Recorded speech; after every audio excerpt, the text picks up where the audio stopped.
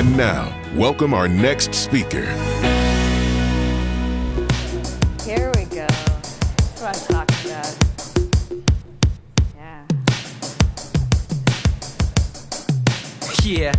Yeah, I'm out that paper. No more chasing med records. Writing so illegible that I'll be HIPAA forever. Bought the new software, and though we use it here, I can't use it over there. Different systems everywhere. I used to chart on paper. All of my verbals recorded, mixed up with the ward clerk. Turned diluted to dilaudid, switched me to that EMR. Meaningless abuse, G. Now catch me at the nurse's station, mashing that F2 key. Notes used to be our story, narrative, but yo, replaced with copy paste. Now uploaded ransom note. Me, I'm at that bedside, focused like a laser beam on the patient. Now come on, I'm treating the computer screen. 8 dozen warnings, click check boxes. Alarm fatigue, Vaseline conflicts with Doxy. Nurses, they be burned out, we could use some OT. Tell by our wrist guards that we most definitely are.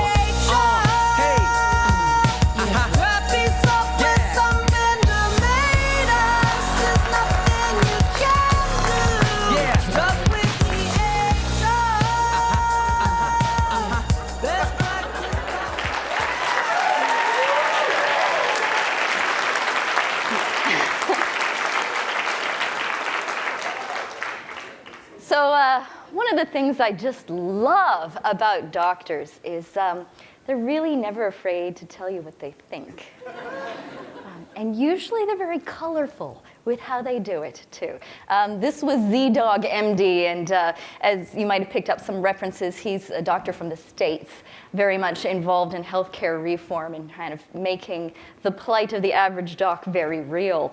But what's interesting about this is it came out about the time that I was implementing the EHR at my organization.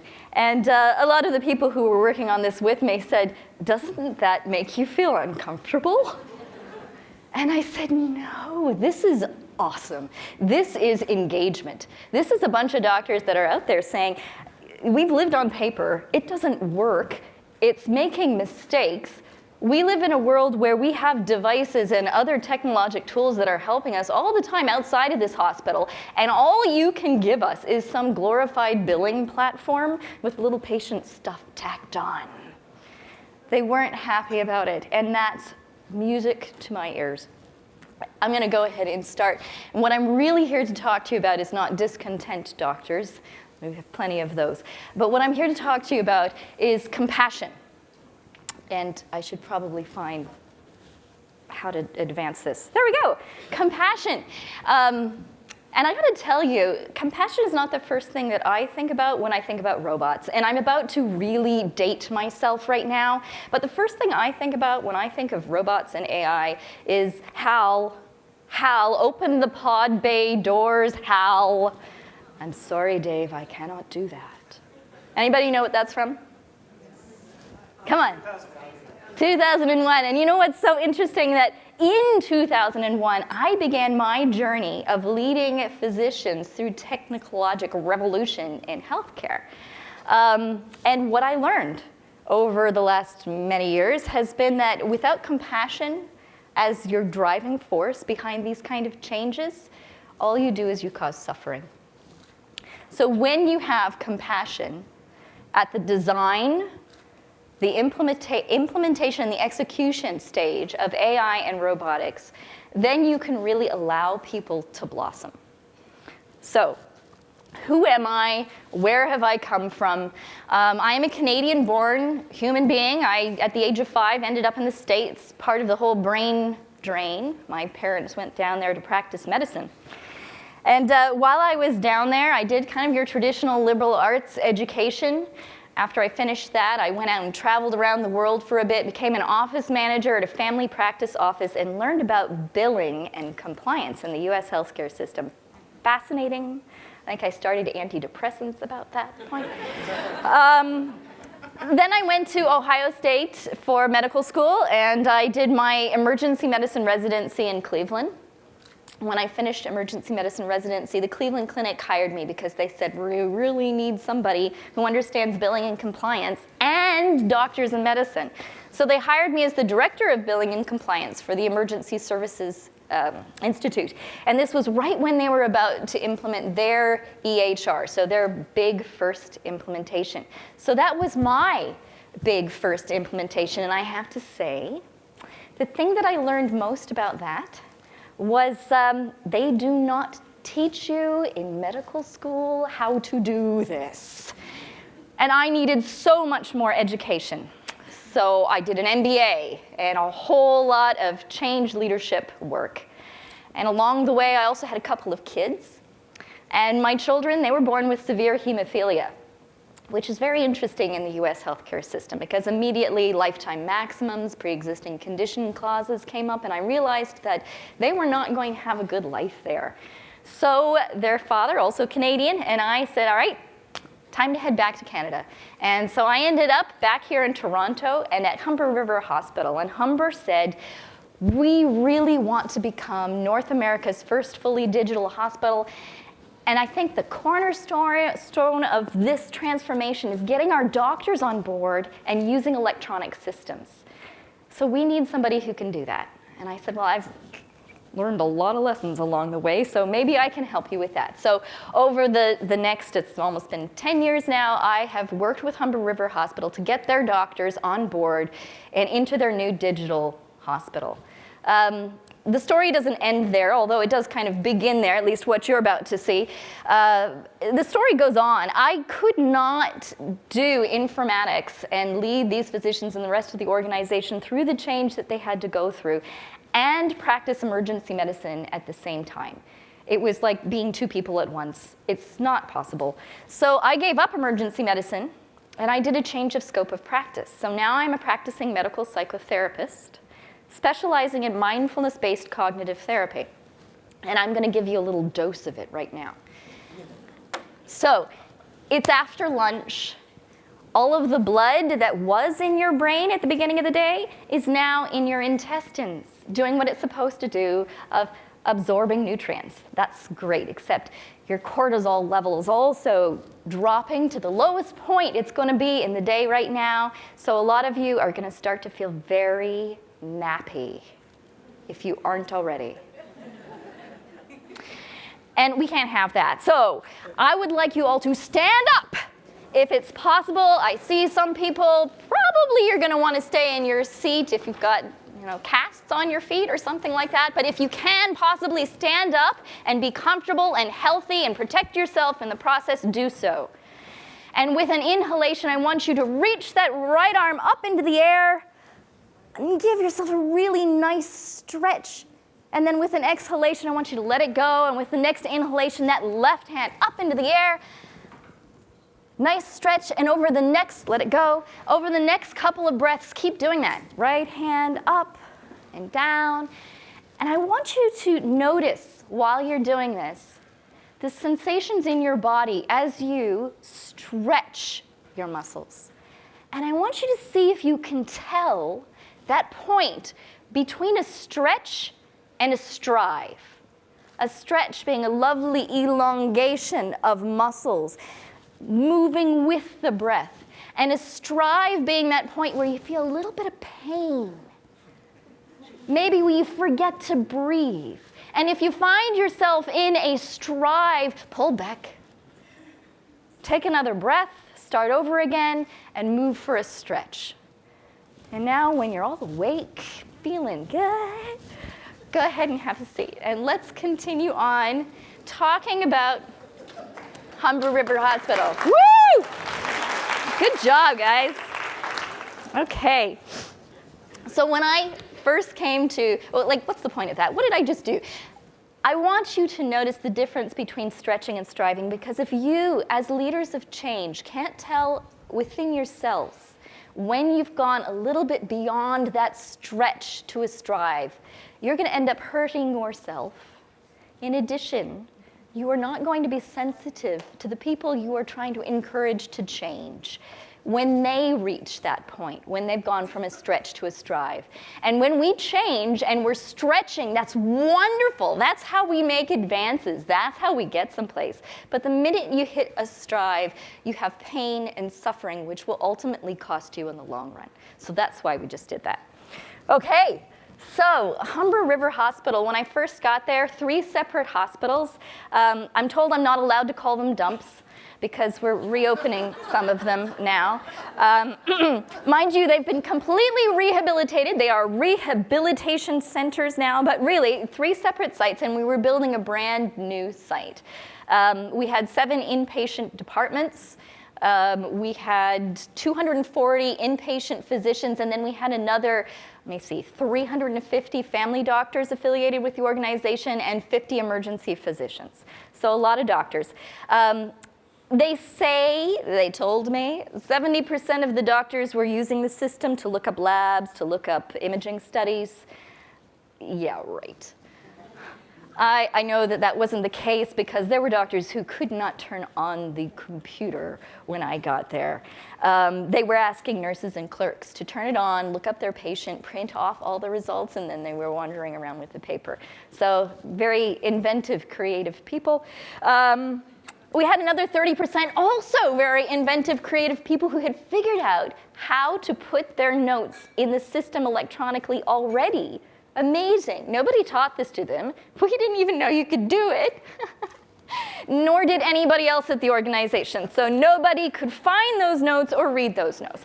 So this is how we began the journey. And oh, by the way, this was obviously the sentiment that I was encountering with the physicians when I got there. And in case any of you are straining, that is not the middle finger that she has up there. Can't count from the distance, but it might as well have been. The physicians at Humber River Hospital and at most hospitals in Canada are not employees of the organization. They are paid per patient by the government, for the most part. There's some exceptions. This means that they don't really care what you want them to do. You're not paying them to do it. Additionally, there's nothing in the bylaws, policies, or procedures, or at least there wasn't when I first got there, that said that they had to use electronic systems in the hospital. So I got there, I got a bunch of docs that I have zero stick with.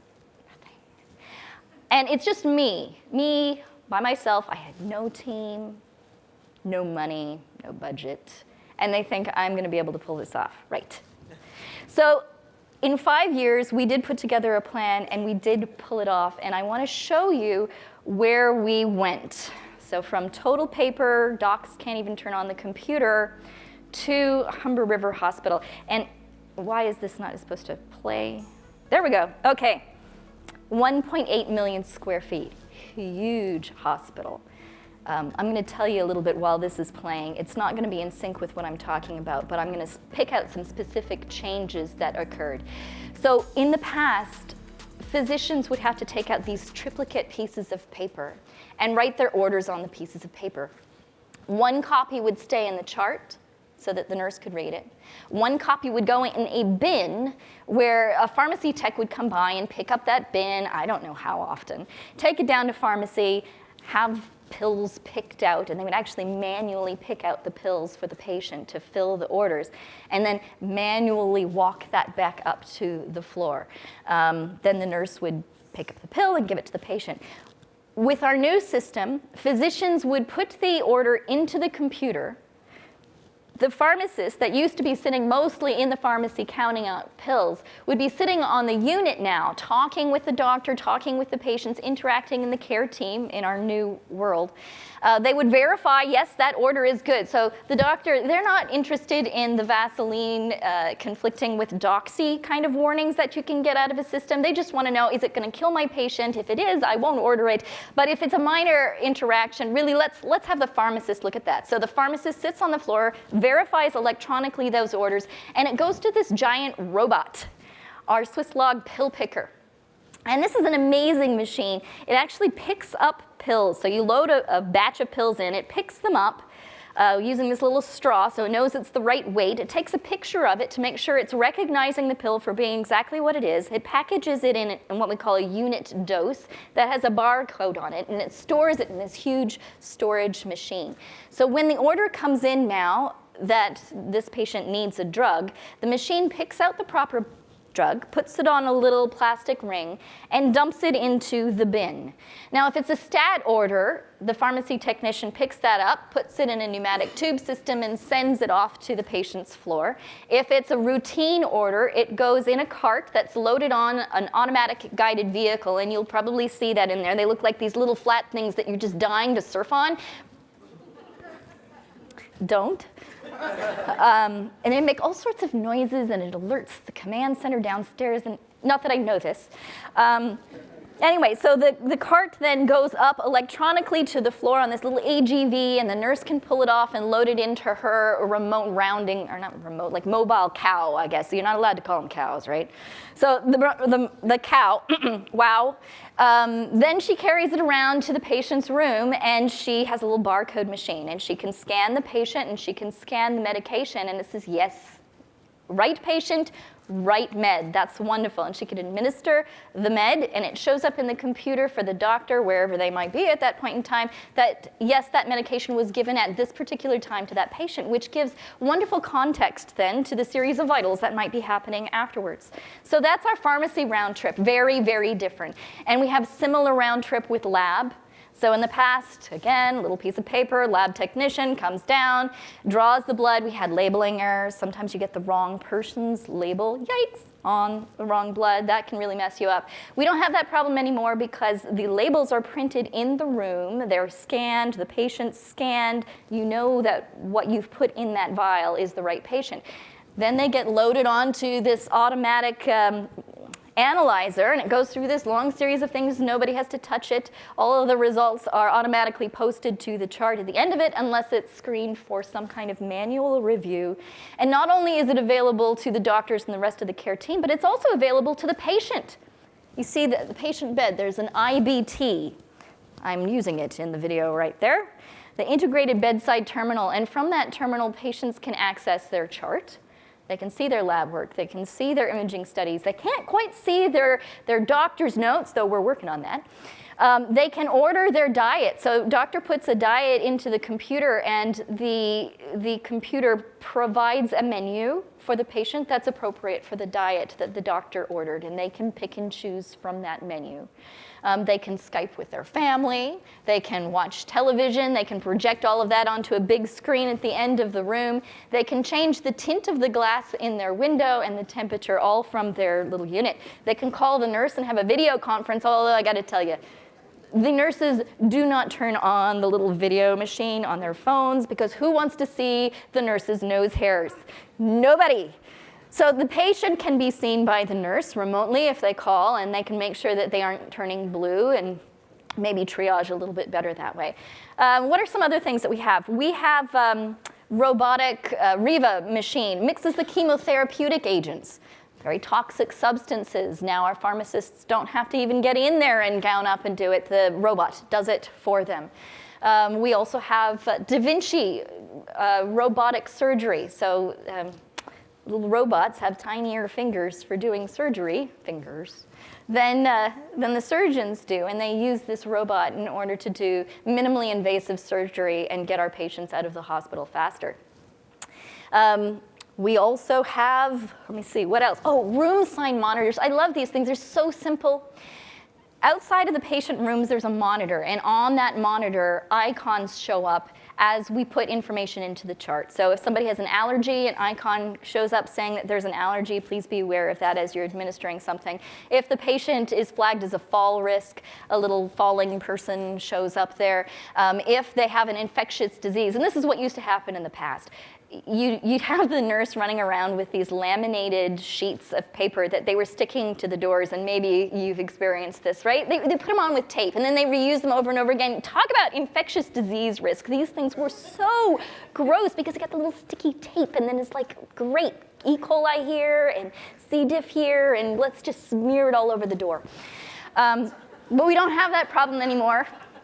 We have this automatically showing up. Here's your little gown. You put your gown on and a little face mask, okay, gown, mask, glove. I know what I'm supposed to do before I walk into that patient's room. And you didn't have the nurse running all over the place with pieces of tape in order to translate that information.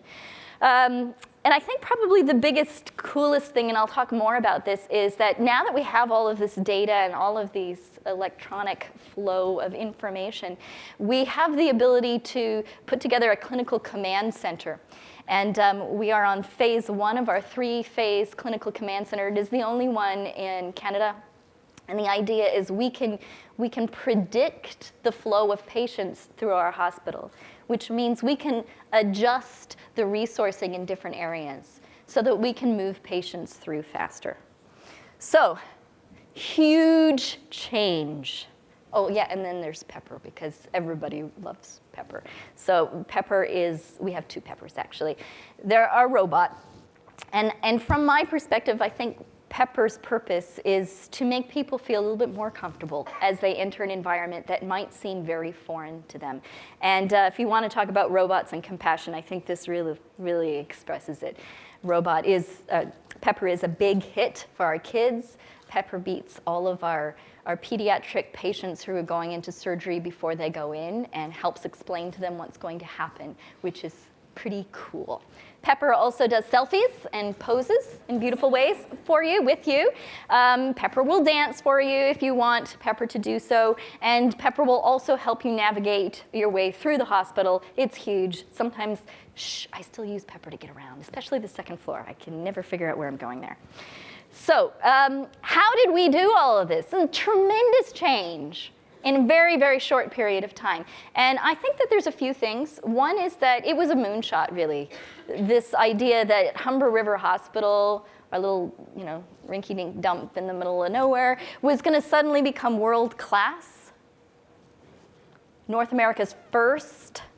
That was pretty out there. And I like the story, and you've probably heard this before, especially if you're in change, but I'll remind you. NASA, 1968, somebody was interviewing a janitor.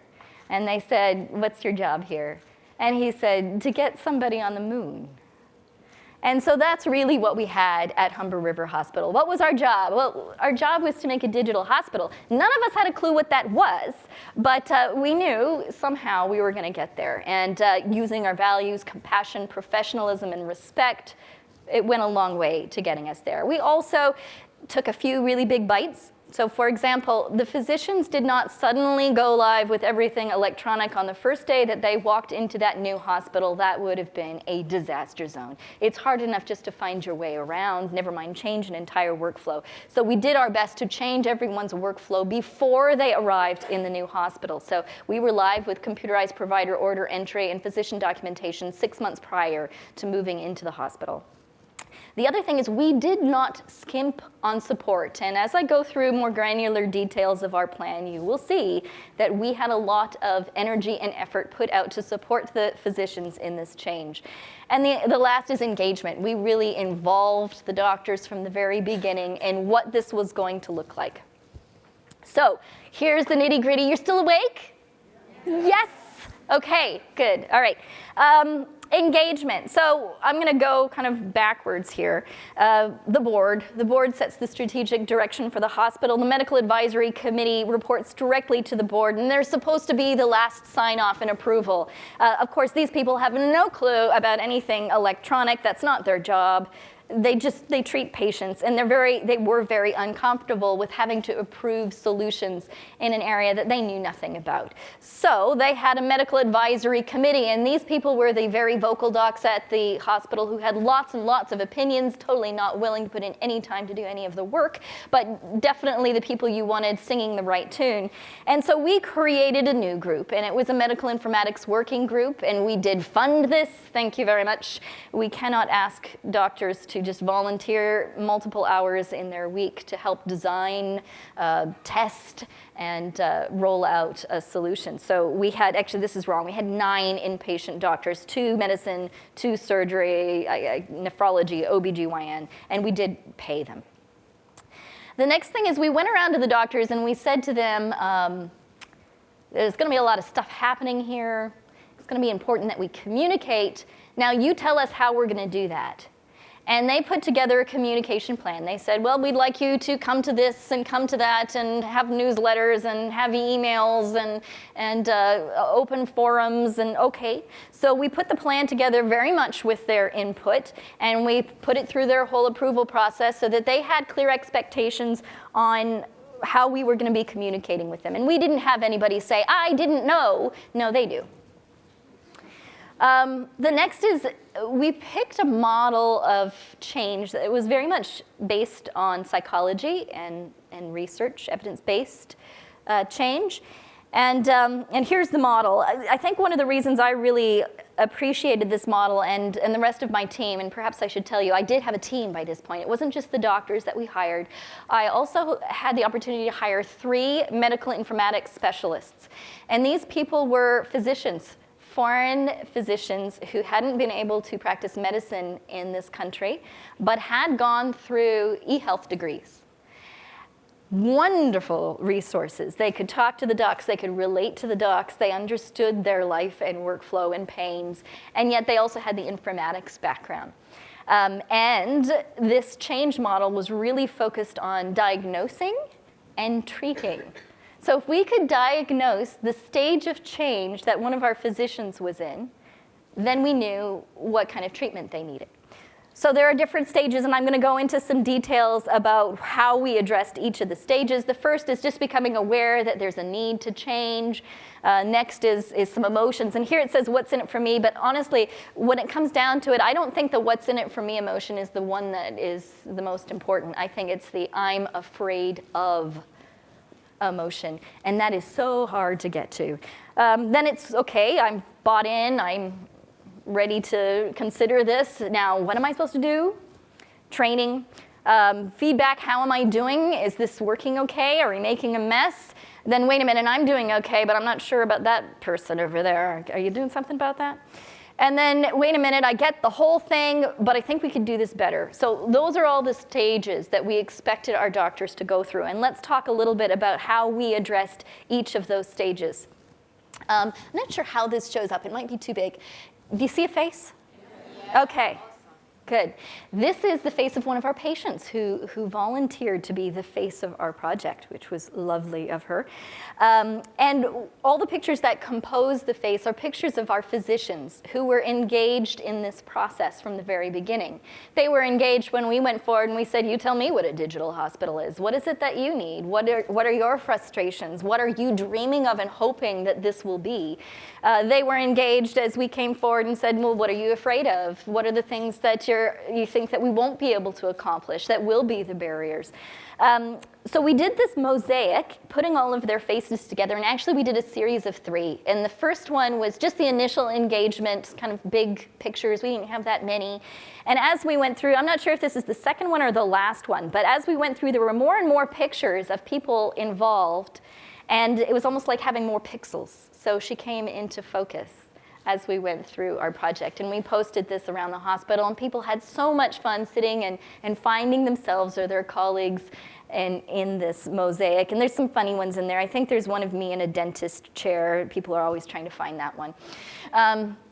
So this is how we voiced, this is the issue. And we also made some videos. So we took all the feedback from the doctors of what they wanted to see. We made some videos where they were actually expressing it in the video. We did some newsletters with quotes from our doctors of what they were hoping for or what they had been able to experience at that point in the development phase. We did some YouTube videos. It was initially just on the intranet, and now it's on the everywhere. Anyway, so those are available. What is digital? So that was awareness. The next thing was dealing with emotions. And we had a lot of fun with this. So this picture, the guy with the iPad is well known at the organization for being somebody who just totally can't do technology. And the other guy who's looking at him using the iPad is one of our leaders in technology in the organization. So we went out and we found those that we knew were going to have a rough time with the transition. We started with them early, and we put technology in their hands, and we helped them a lot. And as they were wandering through the organization already using tools, the rest of them were like, what? You're kidding me. You picked him? And it kind of got some competition going, and it was fun. And I had no idea how out of control it would get. We would have doctors begging to be part of the next pilot project because they wanted to one-up their colleague, and they were having little battles.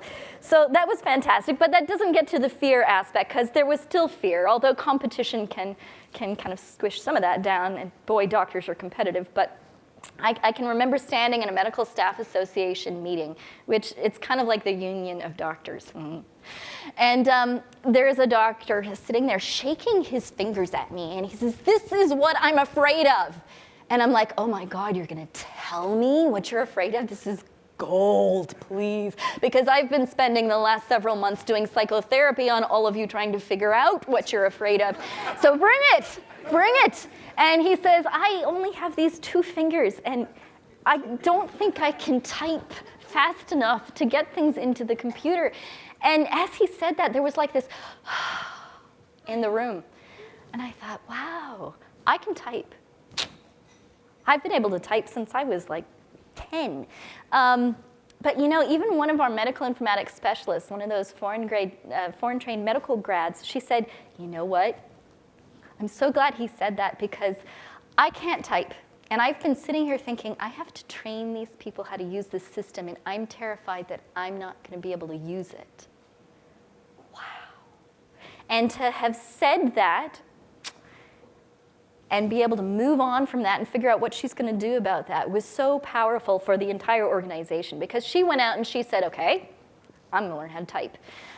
She looked up internet resources, she found games, she started playing them with her son, she learned how to type, and she put together this little toolkit for our doctors. And as we recognized which doctors were typing impaired, we would share some of this toolkit with them.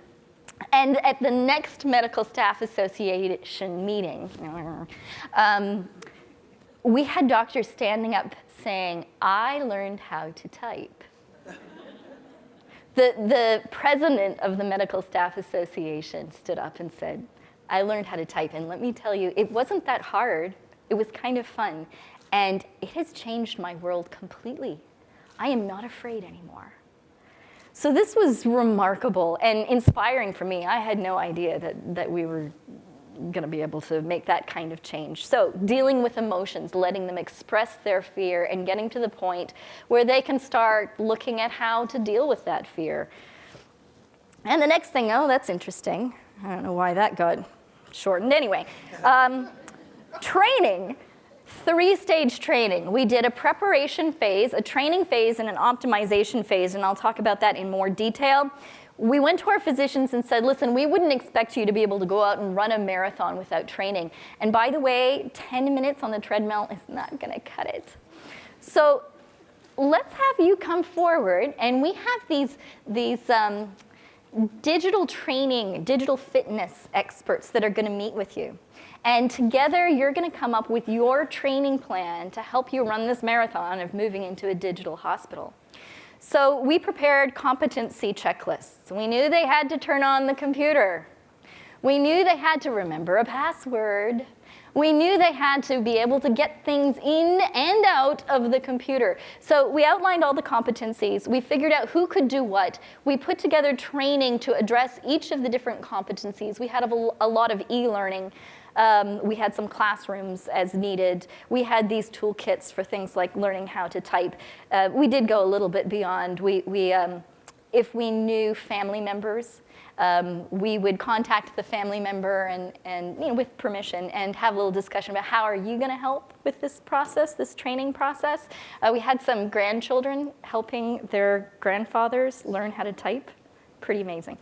Okay, so we customized then a training plan, and I think this was very powerful. We had them sign it, and we signed it too. We said, "We are going to provide you with these resources to train you, to make sure that you are fit for the time that we go live, and you're going to do it," right? Okay, so then we actually did the training, and it was easier to plan because we already had customized training plans for everybody. We knew how many group sessions we needed. We knew how many scenario-based validation sessions we needed to do for the different physicians. We tried to shove it all in within 2 weeks prior to go live. For the most part, we did get training in within 2 weeks.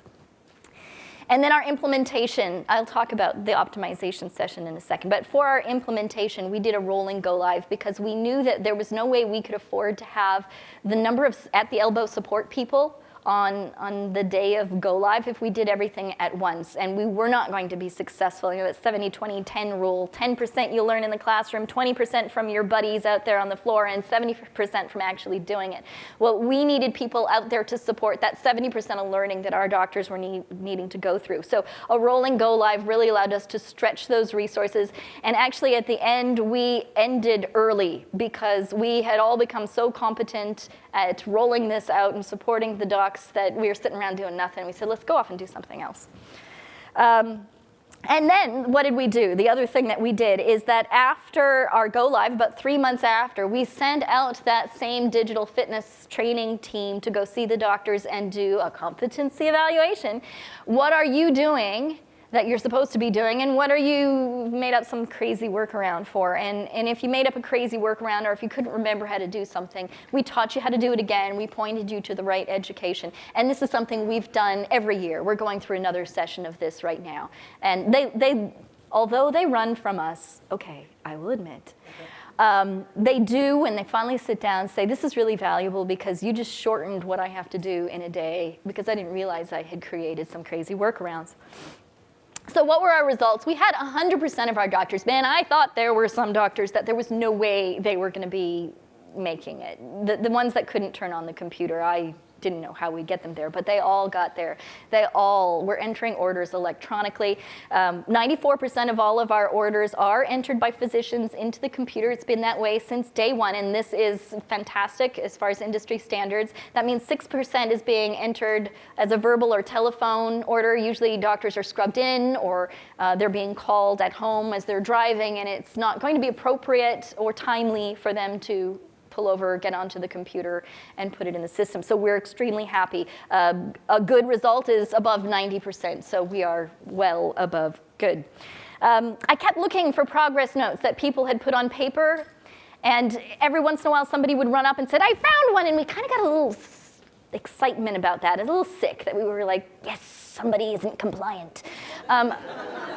Where's the compassion there? I don't know where that comes from, but we couldn't find any. They were all things that had come in from some external organization. It was so awesomely disappointing. But right, so we've done this, and they've been doing it for the last 3 years.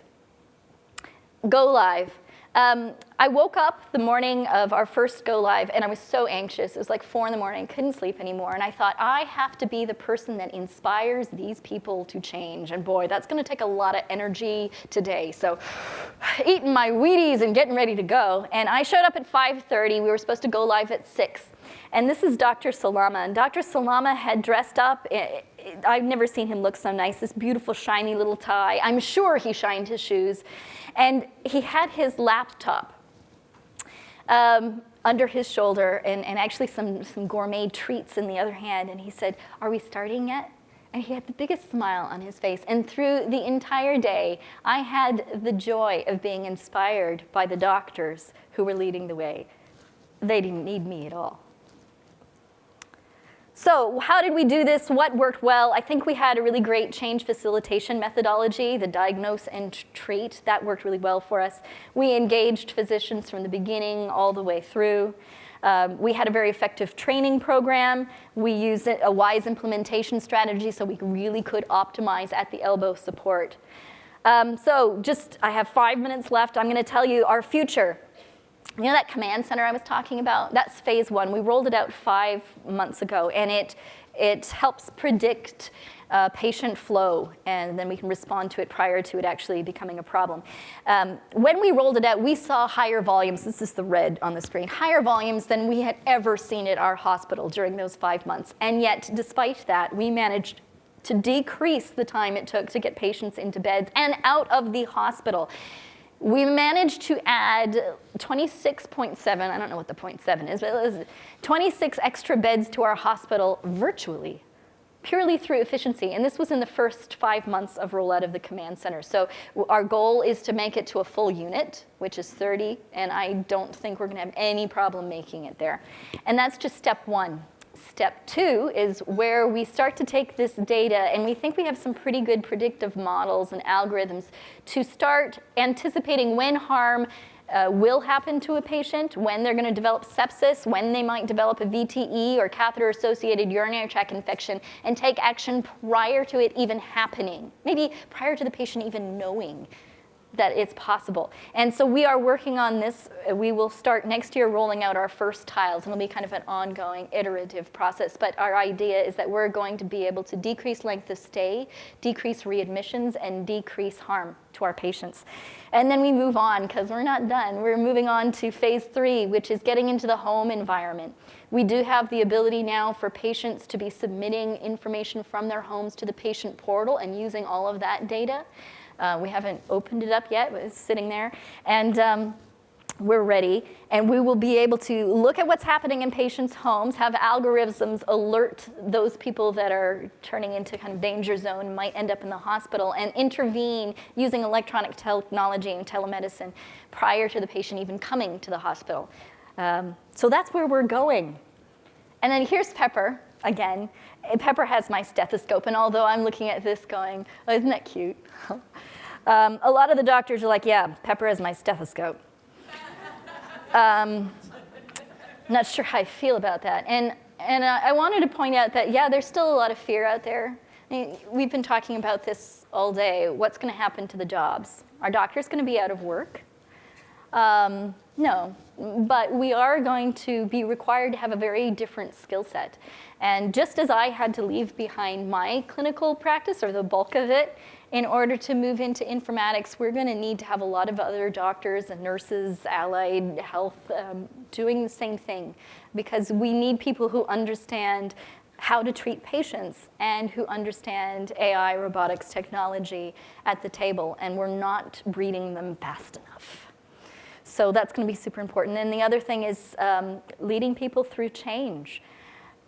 As physicians, we're going to need to lead our patients through this process as well. So we need to see ourselves as leaders in that realm.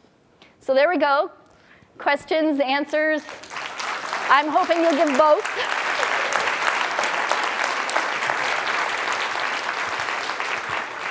Who has the little, I don't know how this works. Does somebody running around with it? There's a mic, yeah.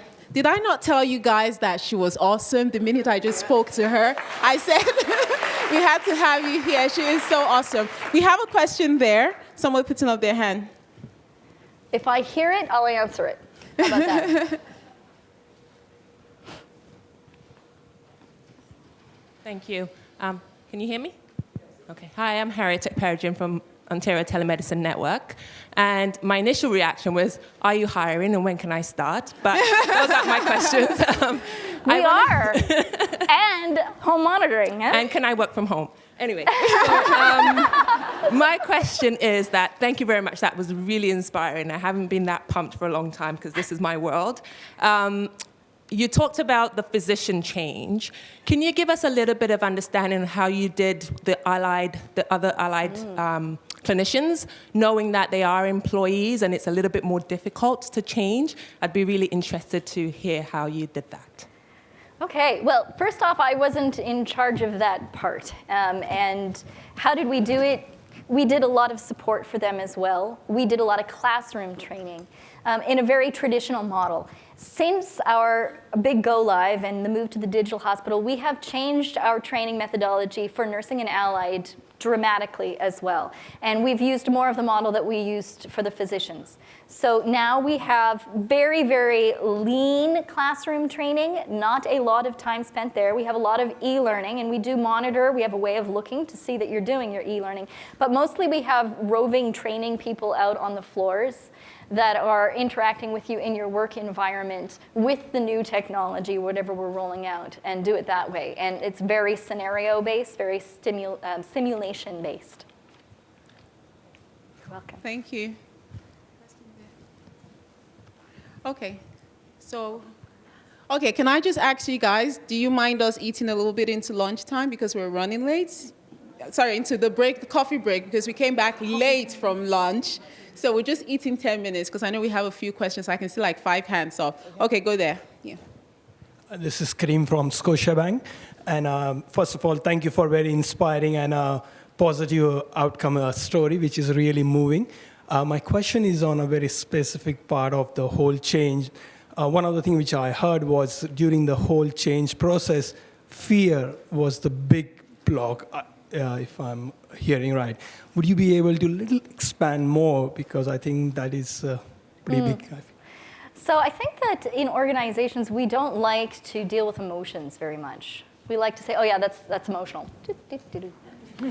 But fear is probably the biggest barrier that we encounter in change. And when you don't look at it, address it, talk about it, and make it a norm to come to the table and say, yeah, I'm really afraid of this, and feel like you're empowered to do so, then it's like a hidden barrier that you can never overcome. And the other thing about fear, and I learned this, it was so interesting, because our employer, the medical informatics specialist, who was ashamed. So it wasn't just fear, it was also shame.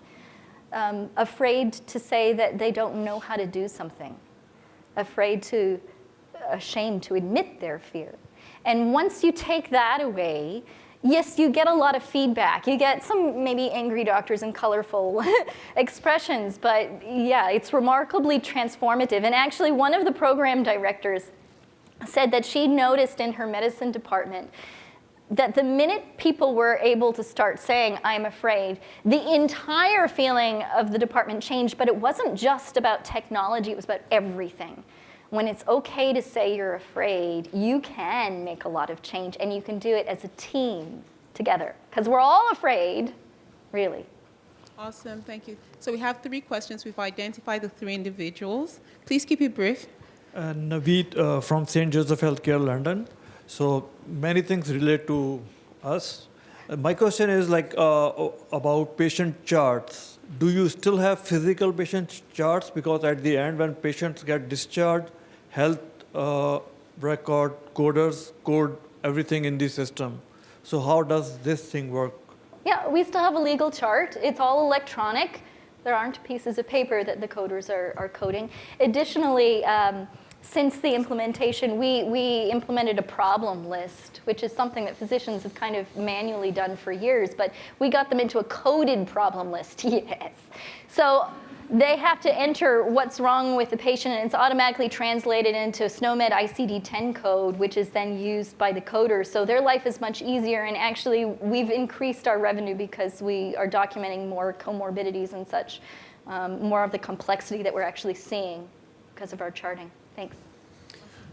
There's no doubt that this type of consolidated information was needed and is beneficial moving forward. But with this type of business change, there's also the side effect of it. It sounds like Humber had already made the connection and the commitment to make this change themselves, but from the businesses inside, can you talk about maybe the energy output that this has now caused in the hospital itself as a whole? That may be not, you may not have insights to that, but I'm saying there's an offset to that business of making everything digital now, running all of this sort of electronics within the ecosystem that's now increased the output of the hospital for its energy. It's as a total So usage. you're actually talking energy. Correct, not right? physical energy. Actually, we've decreased dramatically our energy expenditures, and that's not solely because of the electronic stuff, but because of the way we chose to build our building. We were very, very smart. And a lot of the technology that we implemented was specifically to address the fact that hospitals are one of the biggest energy sinkholes that we have in our country. So I think we were down initially 20% in our energy expenditure, and now we're more like 40.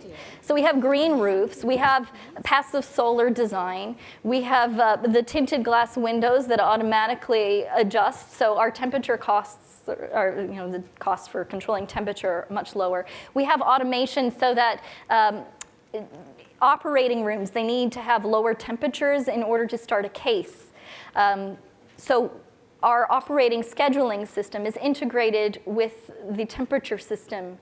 So as soon as a patient's scheduled, based on the timing, it starts to drop the temperature. So not beforehand, and nobody forgets to do it, and you don't miss a surgery because you didn't do it. So we built in a lot of efficiencies, and we are reaping major rewards. And by the way, that is how we're funding this, through our savings. Okay. Later. Oh, Okay, last one. She wanted the job. I'm offering you one. Yes! No. Okay. How many? I'm not joking. Do you have the energy to do it again? So I'm at QHN. We're going to go through the same transformation. I'm praising to you for doing it in 4 years. Two contextual things. So this was wrapped up in building new hospitals. What do you think it would have happened if you have to do it in the context of not building a hospital and just changing the plane while you fly it? And then somehow related to the records, is the transcription and the health records process also digitized at this point? The coding that it's sent to the ministry for billing? How do I answer all of that? So the first part, we'll talk later. The second part about the coding, we are not as automated as we would like to be with regards to the coding. Our philosophy at our organization is really integration, and we've reaped a lot of rewards from that. One area that is yet to pull in, we don't have our Med 2020 billing system attached to our health information system at this point. There's still somebody who's entering that data. So that's something, a work in progress.